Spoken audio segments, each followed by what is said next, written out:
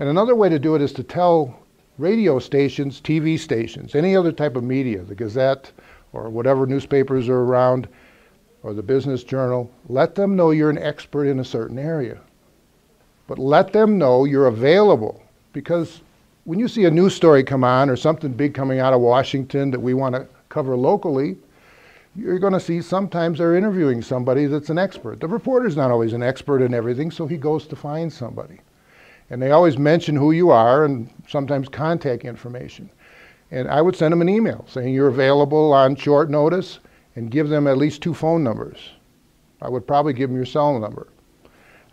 Every time I think I know enough about social media, there's 20 new things I don't know. So he was telling us, don't hide your secrets. Give away your secrets. People are going to come to you for more information. They may not know how to use that idea that you're telling them. And who are they going to go to? They're not going to go to somebody else. They're going to come back to you.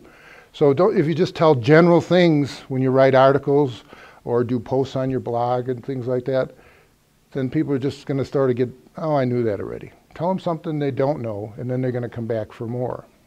Treat your customers like dogs. But if you think about it, how do we treat our pets? The best. Mm-hmm. Sometimes better than our relatives and our neighbors, probably. And what do we get in return? We get that 100% love and loyalty.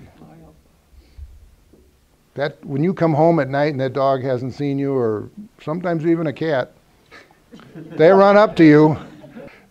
We want our customers, we'd love to have that kind of loyalty, where they wouldn't even pay attention to someone who had a sale ad out there. Oh, they got a sale, but I'm going back to John's place. He's the best, because I know what I'm going to get there.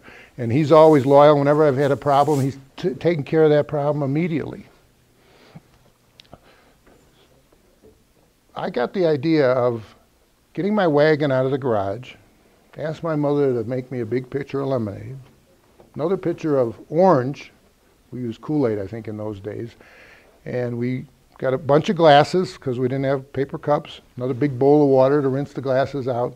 And I took that wagon about 3 blocks down to where they were building new houses. And I timed that so I got there about 11:45, right before lunch, because everybody had lunch at noon in those days.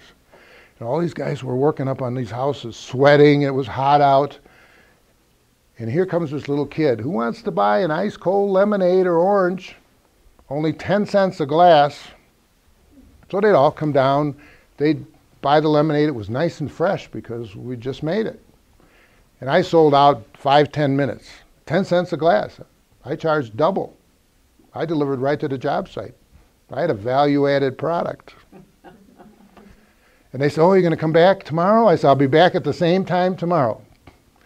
Went home, put the wagon away, brought the dirty dishes in the house. And my mother said she'd wash them. I had to give her some of the money, of course. Way of finding something different. Doing the same thing, even making a little bit more money at it than everybody else was doing, just doing it a different way. The simple thing.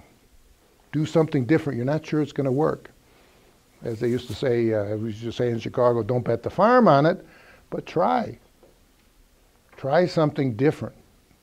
It could be accepted in a big way, or it might not be, so you just move on to something else. And that's brainstorm with everybody. And by brainstorm, I assume everybody knows, and if you don't, it's just sitting down and throwing out ideas.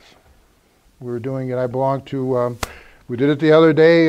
Chuck was at this masterminds meeting we were at, and one of the ladies asked, gee, I need a new title for my book. I can't come up with a title that I like.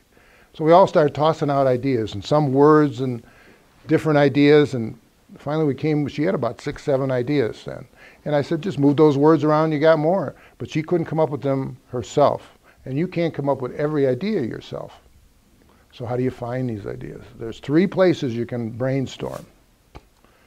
And the first one, if you have employees or someone working with you, you should sit down and exchange ideas with them. And if you have any type of a retail business or service type business, or maybe you have service trucks that go out somewhere, the people that are doing that service are closer to your customers in most cases than you are. They talk to these people, they hear things. And most of the time, they don't always volunteer everything back to you unless you ask them. So maybe once every month, 2 months, or at the worst 3 months, have a little meeting either before work or after, get a couple pizzas in there, some pop or whatever, iced tea, and get them to sit down and exchange ideas with you.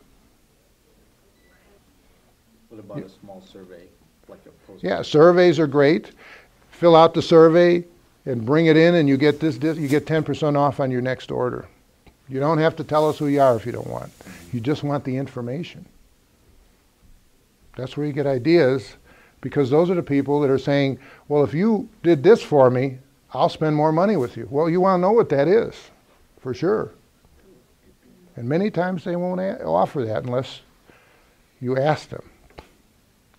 Now, the third place to brainstorm, and sometimes people forget about this, is your suppliers.